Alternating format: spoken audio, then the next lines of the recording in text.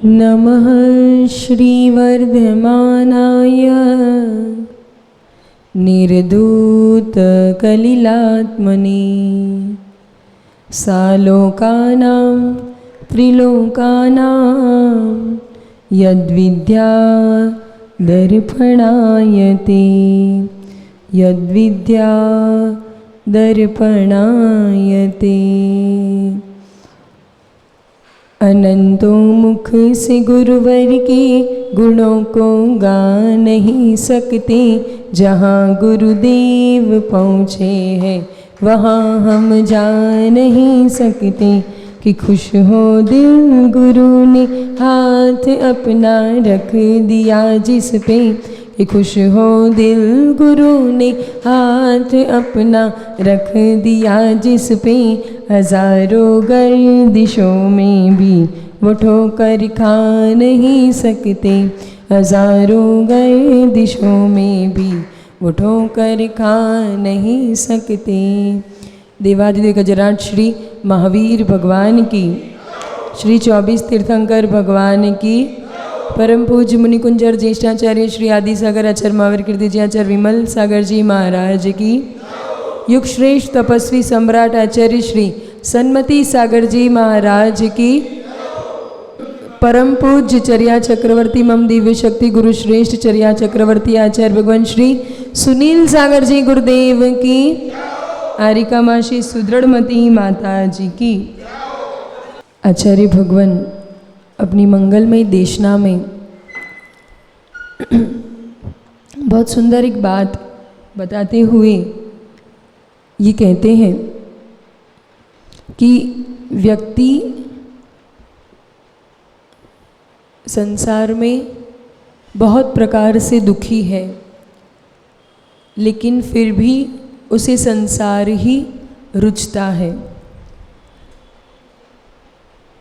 संसार में विकार, विषय वासना, भोग और इन सब के कारण जो उसकी रुचि इन पाप प्रवृत्तियों में है, वह उसे कभी भी सुख का मार्ग या सुख होने का मार्ग प्रशस्त नहीं कर सकती। अगर उसे वास्तविक सुख का अनुभव करना है तो इन विषय वासना और विकारों से निवृत्ति करनी ही पड़ेगी। विषय वासना विकार का जो शिकार बना हुआ है, ये मानव तन या फिर मन, ये आत्मा, इससे छूटने का उपाय ही माँ जिनवाणी बता रही है। आज चतुर्दशी का पर्व है और वहाँ ये चतुर्दशी, अष्टमी आदि के पर्व भी एक एक हफ्ते में और ऐसे 15 दिनों में इस रूप से आते हैं। उसका मूल कारण ही ये रहता है कि आप अपनी जो प्रतिदिन की प्रक्रियाएं हैं उसमें कम से कम इन दिनों में आप निवृत्ति की ओर बढ़े। ये अष्टमी चतुर्दशी अनादि निधन पर्व कहे गए हैं और इसके अंतर्गत फिर जब हम जैसे कोई उपास करते हैं, कोई एकासन करते हैं, जो हम लोग प्रतिदिन करते हैं, उससे थोड़ी विशिष्ट क्रियाएं पूजाओं में भी अच्छे से विधान करेंगे या फिर एकाद पूजा, माला जाप आदि हम ज़्यादा करते हैं, क्योंकि ये संक्रमण के काल होते हैं। जैसे अष्टमी होती है तो सबसे बीचों बीच होती है ना, कोई भी पक्ष होता है उसमें सबसे बीच में क्या आता है, अष्टमी आता है। फिर चतुर्दशी आती है तो क्या होती है, वो पक्ष का संक्रमण यानी परिवर्तन होता है। तो इसके कारण जब संक्रमण के काल होते हैं, परिवर्तन के काल होते हैं, तब इस रूप से परिणामों में विकृति और चंचलताएं खूब अधिक होती है। तो इस कारण से हम परिणामों में भी शांतिता, समता बनी रहे। शरीर को भी आयुर्वेद भी कहता है कि कम से कम एक हफ्ते में एक उपवास तो करना चाहिए। क्यों? ताकि हमारी जो पाचन शक्ति है या फिर जो हमारी डाइजेस्टिव सिस्टम है उसको आराम मिले, उसको भी कभी थोड़ी अपने कार्य से क्या निवृत्ति मिले। निवृत्ति किसको अच्छी नहीं लगती बताओ? छुट्टी आती है तो सबको अच्छी लगती है कि नहीं, कि हाँ संडे आएगा मतलब छुट्टी आएगी, या जो भी छुट्टी मतलब काम से निवृत्ति या फिर जो भी हम बंधन में हैं उससे मुक्ति किसको पसंद नहीं आती? जीव मात्र को पसंद आती है। तो ये जब जड़ वस्तुएं हैं उन्हें भी, मशीन भी पूरे दिन काम करता रहे तो उसे भी फिर वो भी गर्म हो जाता है या फ्यूज़ उड़ जाता है, डिस्चार्ज हो जाता है। तो ये क्या, उसे भी क्या चाहिए होती है? निवृत्ति चाहिए होती है, थोड़ी रिलैक्स उस समय। तो इसी रूप से ये पर्व आते हैं, क्योंकि ये जो भोग आदि है वो हमारे मन को विकार ही बढ़ाते हैं। मन में, तन में ये सब क्या करते हैं? जो भोग सामग्री जो भी होती है, चाहे भोजन का भोग हो, काम भोग हो, या कोई भी विषय वासना के जो भी साधन हैं, ये इंद्रिय के विषय हैं, वे सभी क्या करते हैं? हमारे विकार को, विभाव को बढ़ाते हैं।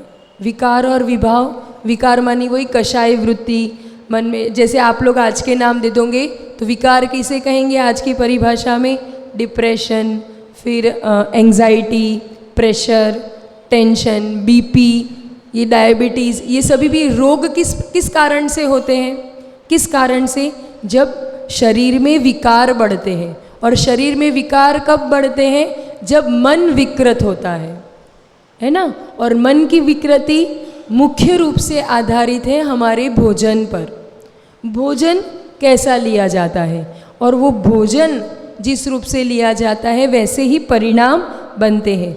तो ये पर्व होते हैं, वहाँ भोजन से निवृत्ति होती है, या सादा नीरस या सामान्य भोजन लिया जाता है, घर का ही भोजन लिया जाता है। उसका कारण क्या है? यही कि हम विकारों उत्पन्न ना करें इन दिनों में, है ना। इन दिनों ये दिन संभल जाते हैं तो पूरा पक्ष और पूरा हफ्ता संभलने की संभावना ज़्यादा हो जाती, क्योंकि संक्रमण के काल है। तो यही बात आचार्य भगवान कहते हैं कि ये जो मन का विकार, शरीर का विकार कौन बढ़ाता है? उसमें रोग मन की विकृति, और मन का विकार सामान्य प्रजाजन के लिए एक उपदेश देते हुए कहते हैं, या जैसा खाए अन्न वैसा होवे मन। आज के समय में ये जो बहुत अधिकतमता से ये जो भोजन की शुद्धि नहीं रही, कुछ भी खा रहे हैं, कुछ भी मतलब ना भोजन की शुद्धि है, ना सामग्री की, उसके ना बनाने वाले की इतनी विशुद्धि है। होता है कि नहीं? ऐसा होता है कि नहीं? दिल्ली में तो रिवाज है ना, अपने घर पे स्वयं बहुत कम लोग भोजन बनाते हैं। ये जो भोजन आदि भी बनाने और ये क्रियाएं करने, उसका मेन क्या है? परिवार की संयुक्तता। परिवार जो हमारे जो रिश्ते संबंध रहते हैं वो भोजन पे ही आधार होते हैं। माँ पूरा घर का भोजन बनाती है तो उसे क्या होता है? पूरा परिवार अच्छे से मिलके तो माँ का वात्सल्य, प्रेम, ममता उसमें अंदर जाती है, और फिर सभी के लिए प्रेम और एकजुटता, सभी लोग एक डोर में बंधे रहते हैं। तो ये किस पर आधारित होते हैं? माँ के। अब आप रिलेशंस कैसे, अपन कोई भी रिलेशन में होते हैं, ठीक है, चाहे माँ बेटी या कोई भी भाई बहन, पति पत्नी, दोस्त, दो फ्रेंड्स, कोई भी संबंध में होते, वो संबंध जब अपन एक दूसरे के प्रति गाढ़ता बनानी होती तो अपन क्या बोलते हैं? कि ऐसा लगता है we are made for each other. क्या बोलते हैं हम लोग? कि हम लोग एक दूसरे के लिए ही बने हैं, ऐसा कहते हैं कि नहीं? पर यहाँ तो क्या है? सौंप किसको दिया है? Made for everyone. मेड से ही काम करवाते हो ना आप लोग। मेड फॉर ईच अदर रहा ही नहीं, मेड फॉर एवरीवन। चाहे बच्चों के लिए भी कहो, बड़ों के लिए कहो, घर में खाना बनाने के लिए कहो, घर के काम करने के लिए कहो। हमें लगता है 4 मंजिला घर होता है तो एक फ्लोर तो उनके रहने के लिए ही होता है, इतनी सारी होती है तो उनके लिए ही सौंप दिया जाता है। तो इतना पराधीन उन लोगों के क्या विचार। आजकल तो आप लोग सोशल मीडियाज़ पे भी देखते हो, बहुत जगह देखते हो। इन लोगों में एक देखो, हम उनके प्रति हीनता की भावना या वे वाली भावना नहीं, उनके योग्य जो काम है उनको सौंपे जाए। अब बच्चों की परवरिश कहो, घर का भोजन बनाने वाले कहो, ये तो सब तुम्हारा कर्तव्य है, स्त्री कहो पुरुष कहो, लालन पालन, ये सब कुछ आप लोगों का कर्तव्य है। अगर उनसे भी आप निवृत्त होना चाहते हो तो फिर इन सब में पड़े ही क्यों हो, आ जाओ हमारे पास, सब छोड़ दो, कोई दिक्कत नहीं, सब कुछ छोड़ दो। निवृत्ति चाहते हो ना, एक तो कर्तव्य का हमने खुद से ही कर्तव्य को रास्ते चुने, और फिर हम ही उसमें, हमारे पास हमारे ही बच्चों का पालन करने के लिए टाइम और शक्ति नहीं है, हमारे ही बच्चों के लिए भोजन, हमारे ही परिवार के लिए भोजन बनाने के लिए समय नहीं है, तो फिर करते क्या हो? बोले हम तो काम करने जाते, वर्किंग वुमेन्स हैं हम, वर्किंग, कोई मतलब का नहीं है। ये संस्कृति और संस्कारों का विनाश हो रहा है। मैनेज करने वाले दोनों चीज़ मैनेज करते, स्त्री में तो सारी शक्ति है, पुरुषों में भी वो सारी शक्ति है। अगर आप बच्चों को आप नहीं पढ़ाएंगे, बच्चों को ये लोग परवरिश नहीं देंगे, तो फिर किस रूप से उनका संस्कार और संस्कृति कहाँ जा रही है? आजकल तो शिक्षा देने वाले, हमारे पास कल गुजरात से जो श्रावक आए थे, वो एक बहुत ज़बरदस्त प्रसंग, वहाँ भी वहाँ की कोर्ट केस में, गुजरात की जो स्टेट गवर्नमेंट है वहाँ के उस कोर्ट में बहुत भयंकर सबसे टॉप का केस चल रहा है। क्या कि एक गांव में जैसे एक जो गवर्नमेंट स्कूल्स होती है ना, वहाँ के प्राचार्य, कन्या केड़वनी वाली जो स्कूल होती है, जो मतलब बालिकाओं के लिए स्पेशल गवर्नमेंट स्कूल्स होती है, तो वहाँ उसके प्रिंसिपल, वहाँ के प्राचार्य, उसको जेल में गिरफ्तार किया गया, वो अभी जेल में है। तो उसका कारण क्या था? उस पर ऐसा मतलब अभी मतलब ऐसा वो हुआ है, प्रूव हुआ है कि वो कुछ केस में है। वो कौन सा केस? इतना भी कम मत कर दो भैया, खींच रहा है गला। तो ये जो संस्कार और संस्कृति का विनाश हो रहा है, कैसे उसकी जड़ देखिए आप कि वो स्कूल में कन्या केड़वनी के बच्चे, वहाँ गांव के बच्चे जाते, बच्चियाँ बालिकाएं, तो एक माँ ने अपनी बालिका, वहाँ होते हैं ना गांव में, तो आज भी पद्धति है कि जो भी शिक्षक होते हैं या प्राचार्य साहब होते हैं, उनको ऐसे बहुत विश्वसनीय होते ना, तो भाई आप हमारी घर की आगे से गाड़ी निकलती है तो उनकी भी ऐसी, जो शिक्षक होते हैं उनकी भी भावना होती है कि बच्चियाँ ऐसे ही चल के जा रहे हैं तो हम लोग अपनी गाड़ी में बिठा के, और माता पिताओं को भी बहुत विश्वास होता है कि अगर इनके साथ जा रही है तो अच्छे से स्थान पर पहुंच जाए। एक माँ स्वयं अपनी बालिका को इस प्राचार्य की गाड़ी में अच्छे से बिठाती है और स्कूल भेजती है, और वहाँ जाते ही मतलब शाम हो गई और फिर बच्ची घर पर नहीं आई, तो उस माता पिता ने जांच करवाई कि क्या हुआ क्या नहीं, स्कूल पहुंची भी है कि नहीं वगैरह जिस रूप से, और वहाँ जाके पूछा तो प्रेयर में भी सभी ने मना किया कि ये बालिकाएं वहाँ उस असेंबली में तो पहुंची नहीं थी, और उनका घर करीबन सिर्फ 800-850 मीटर दूर था। तो उसको मैक्सिमम टाइम अगर वो पैदल भी चल के जाए तो कितना मिनट लगेगा? 5-10 मिनट लगेगा, उससे ज़्यादा 10 मिनट 15 मिनट। अब गांव में तो इतने पास पास ही तो घर होते हैं।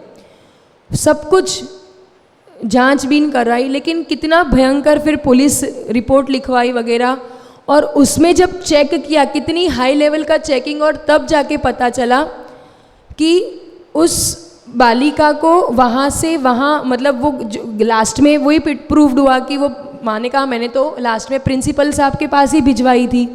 तो उस बालिका बोले अब फिर स्कूल में तो पहुँची नहीं है, मतलब जो हुआ वो बीच में हुआ। तो उस प्राचार्य का जब मोबाइल ट्रेस करवाया तो पता चला कि उसको पहुंचने में 20 से 25 मिनट लगी है। तो इतने डिस्टेंस में 20 से 25-30 मिनट कैसे लग गई? तो फिर जब उससे पता करवाया, उससे उगलवाया बुलवाया, थोड़ा 3rd लेवल का उसको डिग्री दी गई, सब कुछ करवाया, तो उसमें पता चला कि उस 1st स्टैंडर्ड में पढ़ने वाली लड़की के साथ उस प्रिंसिपल ने दुर्व्यवहार किया और उस बच्ची का गला रोंदने के कारण मृत्यु हुई। कितनी बड़ी दुविधा है। ये विकार और विषय भोग कहाँ ले जा रहे हैं। आज सरकार तो बेटी बचाओ बेटी पढ़ाओ, ये अभियान चला रही है। माता पिता विश्वास कैसे करेंगे? कैसे अब गांव की बच्चियों को भेजना कैसे संभव हो पाएगा? गांव में तो ये सब चीज़ें बहुत जल्दी वो हो जाती है, और गांव क्या, आज के शहर पे वो आदिवासी की बच्ची थी, वो तो सब उग्र हो गए। अब वहाँ पढ़ाना, शिक्षा कैसे?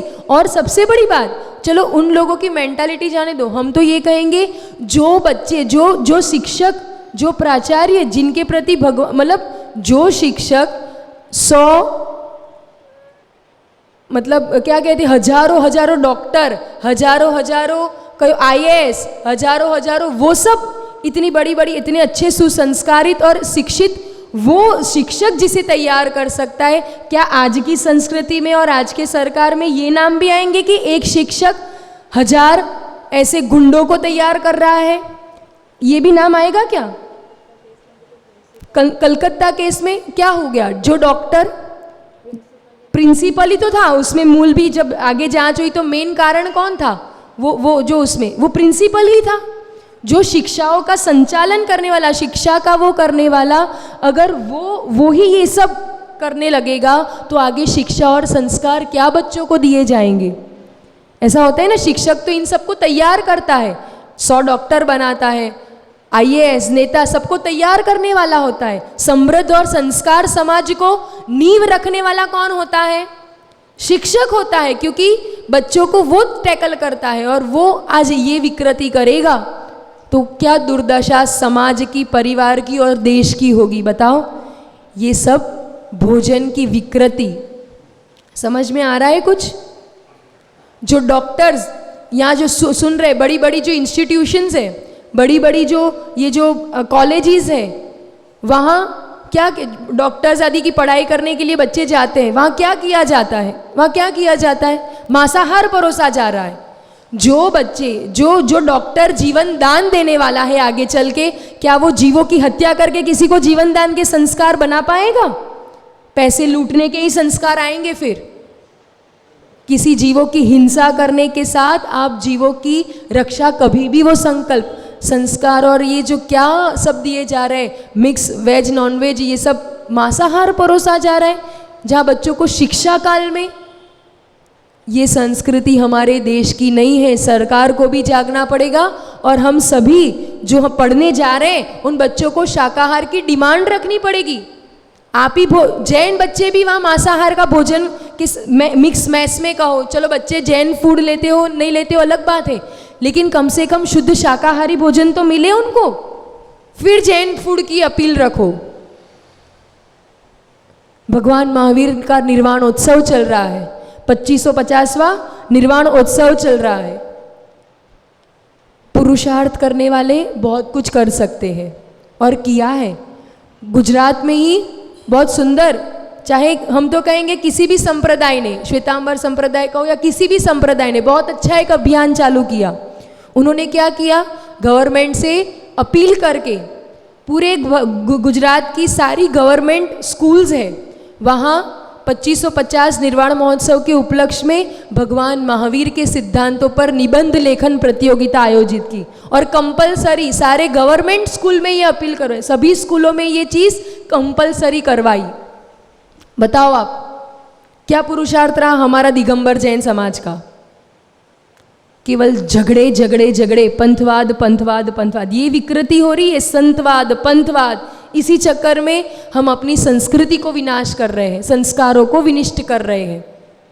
ये सब कुछ काम होने चाहिए। मांसाहार पूर्ण रूप से भगवान महावीर का शासन काल चल रहा है, जिन्होंने उपदेश दिया जियो और जीने दो, और उनके शासन में ये सब, तो ये केवल हमें नहीं सभी के लिए पुरुषार्थ और विचार करने वाली बात है कि जो शिक्षा देने वाले हैं वो शिकार करने वाले ना बन जाए, जो जीवन दान देने वाले हैं वो जीवन लेने वाले ना बन जाए। ऐसा प्रयास और पुरुषार्थ हम सभी को करना होगा। निवृत्ति जो मोक्ष है, जो कहो हमारे कर्मों से रहित अवस्था है, उन सब के लिए भी, बढ़ने के लिए भी पहला कदम यही है कि हम पाप और विकृति और दुष्कृत्यों से अपने आप को बचाए।